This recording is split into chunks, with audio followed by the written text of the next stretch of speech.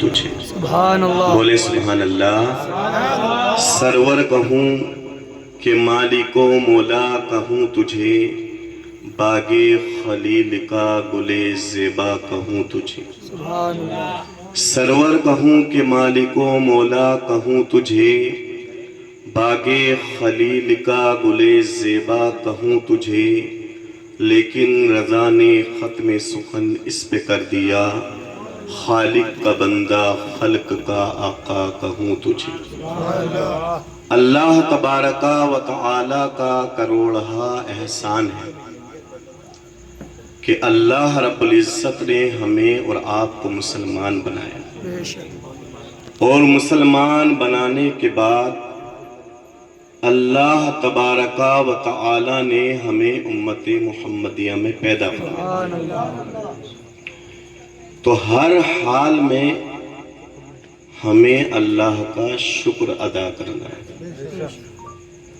ہماری صبح ہو تو اللہ کا شکر ادا کریں، ہماری شام ہو تو اللہ کا شکر ادا کریں، رات ہو تو اللہ کا شکر ادا کریں، دن ہو تو اللہ کا شکر ادا کریں۔ اور یہ مجلس نور دلیل ہے اس بات کی کہ آج ہم اور آپ یہاں پر اللہ کا شکر کرنے کے لیے بیٹھے، بے شک، کہ بچے کی یوم پیدائش کے موقع سے، یعنی بچی کو 1 سال ہو گیا، اس کے یوم پیدائش کے موقع سے اس پروگرام کو کرایا گیا، تو یہ اللہ کا شکر ہی تو ہے۔ بے شک، جناب شاہد صاحب اور ان کے بیٹے ساجد بھائی، سلطان بھائی، انہوں نے اس پروگرام کو سجایا، یہ اللہ کا شکر ادا کرنے کے لیے سجایا۔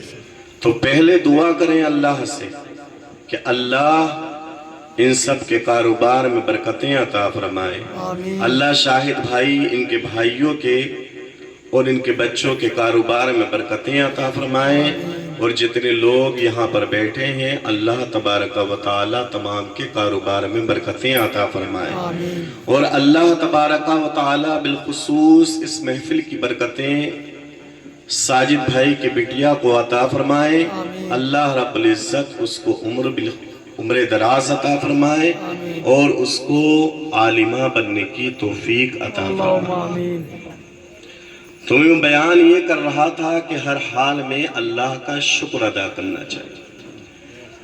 جب ہم کسی ایسے انسان کو دیکھیں جس کی آنکھیں نہ ہوں تو ہم اللہ کا شکر ادا کریں کہ اللہ نے ہمیں آنکھیں عطا کی ہیں۔ جب ہم کسی ایسے انسان کو دیکھیں جس انسان کے پاس ہاتھ نہ ہو تو ہم اللہ کا شکر ادا کریں کہ اللہ تبارک و تعالی نے ہم کو ہاتھ عطا کیے ہیں۔ جب ہم کسی ایسے انسان کو دیکھیں کہ جس کے پاس پیر نہ ہو تو ہم اللہ کا شکر ادا کریں کہ اللہ نے ہم کو پیر عطا کیے ہیں۔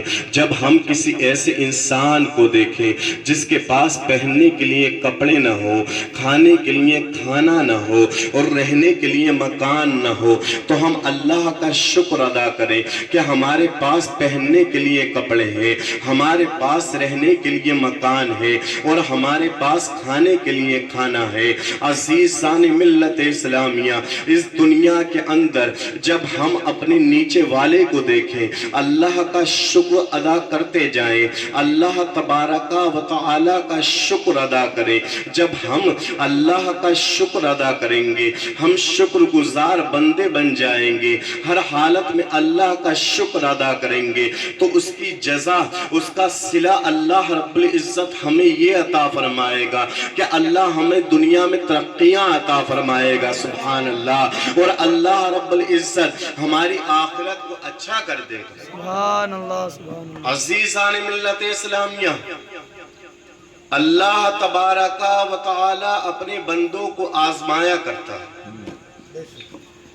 کسی کو اللہ رب العزت اولاد دے کر کے آزماتا ہے، किसी को औलाद ना दे कर के आजमाया करता है, बेशक बेशक किसी को बेटे दे कर के आजमाया करता है, किसी को बेटियां दे कर के आजमाया करता है। एक इंसान है, अल्लाह ने उसको औलाद तो दी है, लेकिन वो औलाद बेटों की शक्ल में है, तो वो इंसान तमन्ना करता है, ए मौला काश तो मुझको बेटी अता कर देता। अल्लाह की बारगाह में वो हाथों को उठाता रहता है, लेकिन तकदीर इलाही ये है कि उसको उसके नसीब में, उसके किस्मत में बेटी नहीं है, उसको बेटा ही मिलेगा। अजीज साने मिल्लत इस्लामिया, तो अल्लाह रब्बुल इज्जत बेटे देकर के भी आजमा रहा है, और अल्लाह रब्बुल इज्जत बेटियां देकर के भी आजमाता है। किसी इंसान के पास बेटी है, वो भी अल्लाह का शुक्र अदा करता जाए कि ए मौला तूने मुझको बेटी तो अदा की है। अब ये दूसरी बात है कि वो दुआ करता रहे, तमन्ना करता रहे, ए मौला तू मुझको बेटा अता कर दे, लेकिन अल्लाह औलाद देकर के भी आजमाता है, औलाद ना देकर के भी आजमाया करता है। अल्लाह बेटियां देकर के भी आजमाया करता है, और बेटे देकर के भी आजमाया करता है। लेकिन आपको इस मजलिस नूर में ये बयान करता हुआ चलूं कि जब किसी के यहाँ पर बेटी पैदा होती है, अल्लाह किसी को बेटी अता करता है, तो उसके घर के अंदर रहमत तशरीफ लाती है। सुभान अल्लाह। जब अल्लाह रब्बुल इज्जत किसी को बेटी देता है, उसको रहमत से नवाजा करता है, और जब अल्लाह रब्बुल इज्जत किसी को बेटा देता है, तो अल्लाह रब्बुल इज्जत अपनी नेमत से नवाजा करता है। नारे तकबीर, अल्लाहु अकबर, नारे रिसालत, या रसूल अल्लाह, फरमाए सुन्नत, नारे तकबीर, अल्लाहु अकबर। अजीज़ान मिल्लत इस्लामिया, तो बेटी अल्लाह की रहमत है, और बेटा ये अल्लाह की नेमत है। अब बेटी रहमत और नेमत, इन दोनों में फर्क क्या है? तो उलमाए अहले सुन्नत रहमत और नेमत के दरमियान में फर्क बयान करते हैं। इरशाद फरमाते हैं कि रहमत में जितनी चीजें शामिल होती हैं, उनका ताल्लुक दुनिया से भी होता है, और उनका ताल्लुक